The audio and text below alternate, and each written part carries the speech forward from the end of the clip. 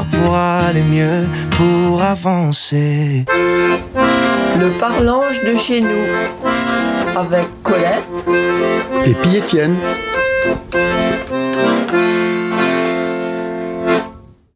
Bonjour tout le monde. Anit, il allons faire une rubrique un petit peu spéciale. Et allons faire à la manière de... Alors, ce sera à la manière de Jacques Chancel dans Radioscopie. Les anciens s'en rappelant Voltaire. Je date pas d'hier matin. Allez, il vous laisse écouter. Ouvlat.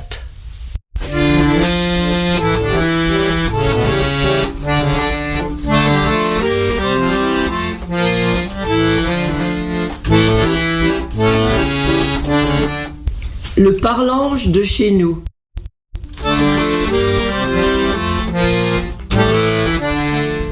Michel Adrien. Colette Devineau.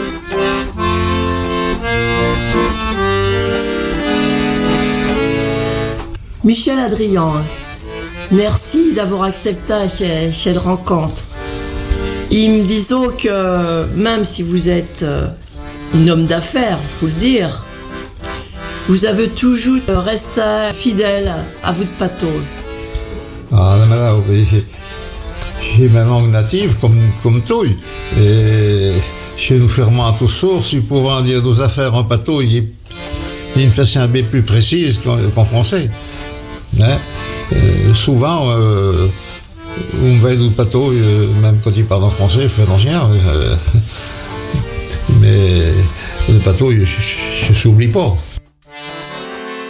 Pourtant, vous avez fait Bessarret de route, enfin, dire même de mer. Vous avez été à Bellogne, mais vous l'avez toujours gardé quand même. Ah oui. Il y a eu la chance dans la vie d'avoir nous Noirmoutrin, quand il était en Afrique, en Amérique latine, d'épargner un pâteau entre nous. Et quand il était en Amérique latine, il y avait une secrétaire qui avait un doctorat en langue espagnole. Il avait recruté un Portieux. Et quand elle est arrivée à ma bureau, elle m'a dit « Mais il sait la feuille du maire de la Garnière. » Ah, il pouvait lui parler pâteau. Même quand il dit que une lettre, nous traduisait. C'était vraiment une chance. Ah, ok, ben tu parles.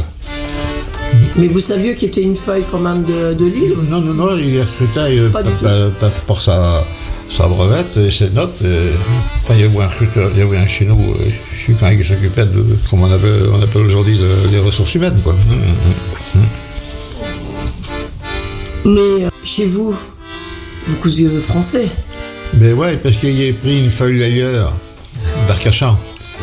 Elle parle comme ça, mais pas bateau. Mais elle est bonne quand il parle bateau et nos enfants aussi. On sent que c'est une langue qui va être longue, qui est chez nous, quoi. Vous avez transmis le pâteau à vos enfants? Ah non.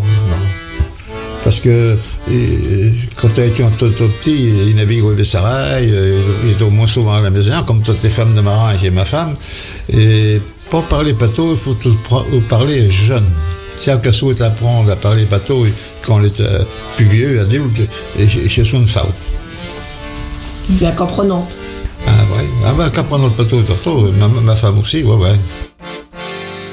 Et quand vous étiez petit, à l'école, aviez-vous le droit de couser bateau? Béchemin, le maître d'école, quoi, j'interdisais de parler bateau. Alors quand on traversait la cour, les gens jouaient, il y avait pas un silence, mais enfin une ambiance un peu gêneuse parce qu'ils ne pouvaient pas nous exprimer en bateau. Je ne sentais pas aussi facilement, j'étais pas spontané, quoi. Mais c'était notre langue. Et à l'époque, comment l'expliquait le maître? Il disait que c'était une langue sale ou... Non, c'est que c'était la République, c'était les hussards de la République à l'époque. Avec les jurés, ils n'étaient pas d'accord. Hein. Mais sa rôle était de faire de nous petits Français, quoi, ou citoyens. Ou citoyens. Citoyens. Eh bien, Michel Adrien, il vous remercie Bessarin pour toutes les explications. Voilà. Volontaire à une prochaine fois. Ah, mais j'ai tout vous remercier parce que c'est une vraie croisade que tu fais pour notre tatouille. et il restera quelque chose de vrai. Parce que c'est personne, les jeunes ne parlent pas. Oui, Presque malheureusement. Ouvlat, qui était la petite surprise. Les paroles d'un sage quand même. Et ouais, merci Bessarin, Michel Adrien. Et moi, il vous dit à toutes.